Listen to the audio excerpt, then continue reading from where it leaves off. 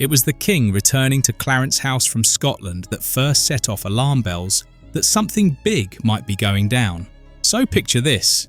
You're doom-scrolling, minding your business, and suddenly, boom, 2 blacked-out vehicles roll through the gates of Clarence House.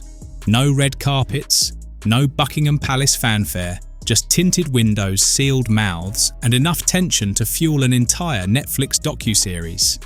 Then, around 5:30 p.m, there it was, Harry, in a car heading straight for Clarence House. And just like that, a moment 5 years in the making quietly unfolded. First car, King Charles. Second car, Prince Harry.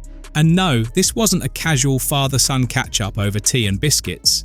This was history being microwaved in real time. And let's be honest, it smelled messy, because this wasn't just a family reunion moment. This was their first face-to-face meeting in over a year and a half. The last time they were in the same room, Charles had just announced his cancer diagnosis back in February 2020. Since then, nothing. No royal dinners, no Christmas hugs, just silence, side-eye, and more rumours than Meghan has podcast ideas. And then, out of nowhere, Harry lands in London. Officially, it's for the Well Child Awards and a handful of charity appearances. But let's not play dumb. Everyone was asking the same question. Would he actually knock on his father's door? And if he did, would Charles even answer? Turns out he did. And Charles said yes.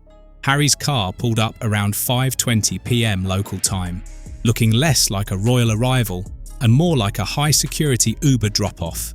At first, it barely caused a ripple, but once the footage hit social media, the internet did what it does best, absolutely lost its mind.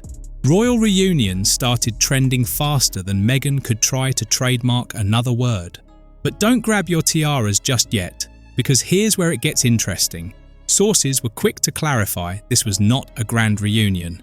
Nope, it was a 30-minute sit-down. That's not a healing session, that's a dentist appointment, a royal speed date. A quick, are we good?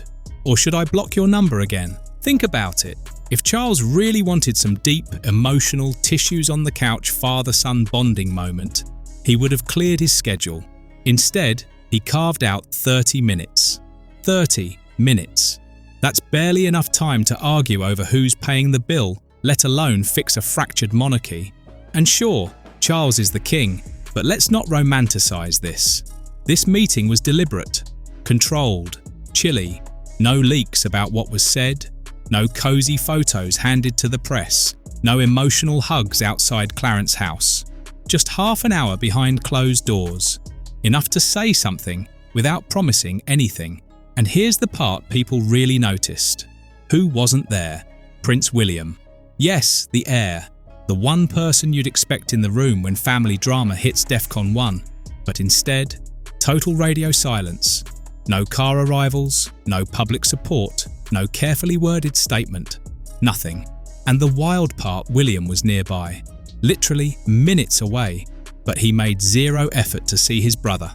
And that absence spoke louder than any palace press release ever could. Because here's the truth. If Charles was cautiously testing the waters with Harry, William wasn't even dipping a toe in. Let's rewind 5 years. Ever since Megxit in 2020, Harry and Meghan have been serving royal drama like it's a 7-season Netflix franchise. First came the Oprah interview, then the Spotify flop, then the Netflix docuseries, and finally the literary nuke spare.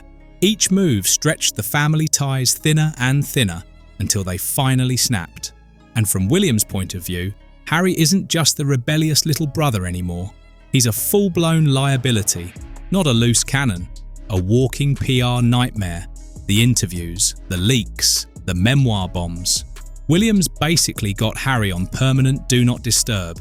So while Charles might be willing to play peacemaker, William's response is more like, thanks, but no thanks. I'll keep my distance and my ground. Cheers. Now, let's talk optics. Because in royal land, optics are everything. Cameras caught every second of Harry's arrival. His face serious tight, almost unreadable. Charles looked calm, but stiff. No smiles, no waves, no happy to see you son energy. Just two men carrying years of history on their shoulders, doing their best not to react, while paparazzi lenses zoomed in on every blink. And trust me, every eyebrow twitch became a headline. Did Harry look nervous? Did Charles lean in? At this point, royal body language experts are working harder than Meghan's PR team during a Netflix flop. But beneath all the speculation, one thing was obvious. This wasn't casual. This wasn't spontaneous. This was scheduled down to the minute, a controlled setting. A test run to see if reconciliation is even possible. And then there's the detail everyone noticed. Meghan was nowhere in sight. No camera-ready smiles, no California power outfits, no authentic hand-holding photo ops. Harry flew solo, and that spoke volumes. Insiders say he wanted to keep things simple. Translation: don't bring the person who once accused the entire institution of being toxic. Probably a smart move, but it also raises eyebrows.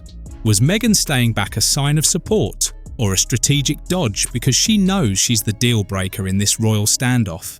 Either way, Harry's solo appearance didn't go unnoticed. Now here's where it gets emotional. Charles isn't just any king. He's a king battling cancer. And cancer has a way of making people rethink old grudges. Palace insiders say Charles has been feeling the weight of time, questioning his legacy, wondering if there's still a chance to fix what's broken before it's too late. That might be why this meeting happened. Maybe it was his way of cracking the door open just a bit. Not a full reconciliation, more like a test drive, but don't get it twisted. This wasn't Charles suddenly going soft. He's still the monarch, still the man tasked with protecting a 1,000-year-old institution. And let's be real, if Harry walks out of Clarence House and runs straight to Netflix with every detail, that door slams shut faster than you can say worldwide privacy tour. Meanwhile, William isn't budging. Not an inch. Reports say he was only miles away while Harry and Charles were talking. And still nothing. No visit, no phone call, no awkward photo op, just a solid wall of silence. And here's why. To William, this isn't just personal, it's professional. Harry didn't just step away from family dinners. He walked away from centuries of duty, loyalty, and crown-first responsibility, and then he monetized it. That's the part William can't forgive. So while Charles might see a fragile thread still worth holding on to, William looks at that same thread and says, cut it, he made his choice. And here's the kicker. No one knows what was said in that 30-minute meeting. And that silence, it's deafening. No palace statements, no Sussex sources whispering to the press, not even a vague Instagram post about healing or growth. Nothing. Which leaves everyone asking, did it go well or did it flop harder than Meghan's jam jars? Because here's the deal. If Harry leaks even one sentence, it's game over. The meeting turns into a PR stunt, not a step toward peace. But if for once he keeps it quiet, that could signal something new, something real. And honestly, that silence might end up being the most powerful move Harry's ever made. So here's where we land. The royal family is fractured, Charles is sick, William is furious, and Harry is stuck in no man's land, too royal to ignore, but too unpredictable to fully trust. That 30-minute meeting didn't fix anything, but it cracked the door open just enough for the world to wonder. Will Harry step through the right way or slam it shut for good? Either way, this wasn't just about Harry and Charles. This was about the monarchy itself. A monarchy that's fragile, complicated, and still messy enough to keep us all glued to the drama. So grab your popcorn. This saga isn't over. Not even close.